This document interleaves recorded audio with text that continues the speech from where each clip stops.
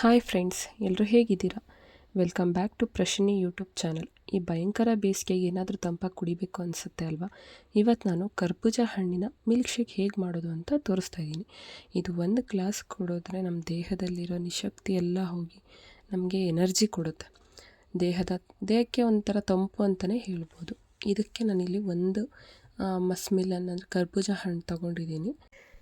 ಚೆನ್ನಾಗಿ ಹಣ್ಣಾಗಿರೋದನ್ನು ತಗೋಬೇಕಾಗುತ್ತೆ. ಇದು ತುಂಬ ತಂಪಾದ ಹಣ್ಣು ಅಂತಲೇ ಹೇಳ್ಬೋದು. ಅದನ್ನು ಕಟ್ ಮಾಡಿ ಅದರೊಳಗಿರೋ ತಿರುಳೆಲ್ಲನೂ ಒಂದು ಸ್ಪೂನ್ ಸಹಾಯದಿಂದ ತೆಗಿತಾ ಇದ್ದೀನಿ. ನೀವು ಬೇಕಾದರೆ ಒಂದು ಚಾಕುನಿಂದನೂ ಕಟ್ ಮಾಡಿ ತೆಗಿಬೋದು. ನೋಡಿ, ನಾನಿಲ್ಲಿ ತೋರಿಸ್ತಾ ಇದ್ದೀನಿ. ಈ ಥರ ಇದ್ರ ಸಹಾಯದಿಂದ ತೆಗಿತಾ ಇದ್ದೀನಿ. ಆ ತಿರುಳೆಲ್ಲನೂ ಇಲ್ಲಿ ಪ್ಲೇಟಿಗೆ ಹಾಕ್ಕೊಂಡಿದ್ದೀನಿ ನೋಡಿ ಫ್ರೆಂಡ್ಸ್. ಅದನ್ನು ಮತ್ತೆ ಪೀಸ್ ಮಾಡೋ ಅವಶ್ಯಕತೆ ಇರಲ್ಲ. ಇದೆಲ್ಲದನ್ನು ಒಂದು ಮಿಕ್ಸಿ ಜಾರ್ಗೆ ಹಾಕ್ಕೊಳ್ಳಿ.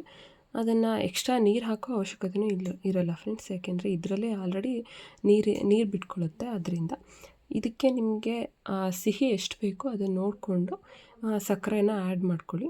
ನಾನಿಲ್ಲಿ ಒಂದು 2 ಟೇಬಲ್ ಸ್ಪೂನ್ ಆಗೋಷ್ಟು ಸಕ್ಕರೆನ ಆ್ಯಡ್ ಮಾಡ್ಕೊತಾ ಇದ್ದೀನಿ. ಇದನ್ನು ಮೊದಲೇ ಒಂದು ಸತಿ ಗ್ರೈಂಡ್ ಮಾಡ್ಕೊತೀನಿ, ಯಾಕಂದರೆ ಅದು ನೀಟಾಗಿ ಗ್ರೈಂಡ್ ಆಗಲಿ ಅಂತ. ನಂತರ ಇದಕ್ಕೆ ಒಂದು ಲೋಟ ಹಾಲನ್ನ ಸೇರಿಸ್ಬಿಟ್ಟು ಮತ್ತೆ ಇನ್ನೊಂದು ರೌಂಡ್ ನಾನು ಇದನ್ನು ಗ್ರೈಂಡ್ ಮಾಡ್ತೀನಿ ಫ್ರೆಂಡ್ಸ್. ನೋಡಿ, ಇಲ್ಲಿ ತೋರಿಸ್ತಾ ಇದ್ದೀನಿ. ಇದು ತುಂಬ ಅಂದರೆ ತುಂಬ ಟೇಸ್ಟಿಯಾಗಿರುತ್ತೆ ಫ್ರೆಂಡ್ಸ್. ಇದನ್ನು ನಾನಿಲ್ಲಿ ಒಂದು ಗ್ಲಾಸಿಗೆ ನಾನು ಮೊದಲೇ ಇಲ್ಲಿ ಸಬ್ಜಾ ಸೀಡ್ಸ್ ಅಂದರೆ ಕಾಮಕಸ್ತೂರಿ ಬೀಜ, ಇದನ್ನು ಫಸ್ಟ್ ಟೈಮ್ ಸ್ವಲ್ಪ ಒಂದು 5 ನಿಮಿಷದ ಮುಂಚೆ ನೆನೆ ಹಾಕಿದ್ದೆ. ಇದೊಂದು 2 ಸ್ಪೂನ್ನ ಇದಕ್ಕೆ ಹಾಕ್ತಾಯಿದ್ದೀನಿ. ಇದಕ್ಕೆ ಹಾಕಿಬಿಟ್ಟು ನಾವೇನು ಗ್ರೈಂಡ್ ಮಾಡಿರ್ತೀವಲ್ಲ ಮಸ್ಮಿಲನ್ ಮಿಲ್ಕ್ ಶೇಕ್, ಅದು ಹಾಕಿ ಅದ್ರ ಮೇಲೆ ನಾನಿಲ್ಲಿ ಬಾದಾಮಿನ ಸಣ್ಣ ಸಣ್ಣ ಚೂರಾಗಿ ಮಾಡಿಬಿಟ್ಟು ಹಾಕ್ತಾಯಿದ್ದೀನಿ ಫ್ರೆಂಡ್ಸ್. ತುಂಬ ಚೆನ್ನಾಗಿರುತ್ತೆ, ಅದರೊಳಗೆ ಒಂದೊಂದಾಗಿ ಸಿಗ್ತಾಯಿದ್ರೆ ಬಾಯಿಗೆ. ನೀವು ಬೇಕಾದರೆ ಪಿಸ್ತಾ, ಬಾದಾಮಿ, ಗೋಡಂಬಿ ಈ ಮೂರನ್ನು ಯೂಸ್ ಮಾಡ್ಬೋದು. ತುಂಬ ಚೆನ್ನಾಗಿರುತ್ತೆ ಫ್ರೆಂಡ್ಸ್.